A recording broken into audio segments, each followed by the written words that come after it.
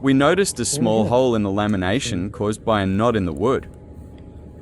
It seems that the knot had absorbed some of the resin during the curing process, leaving a slight imperfection. To address this, we applied a UV cure resin, which is ideal for small, precise repairs like this one.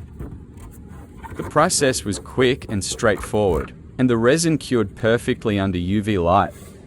After the repair, the surface looks just as smooth as before, and the board's integrity is fully restored.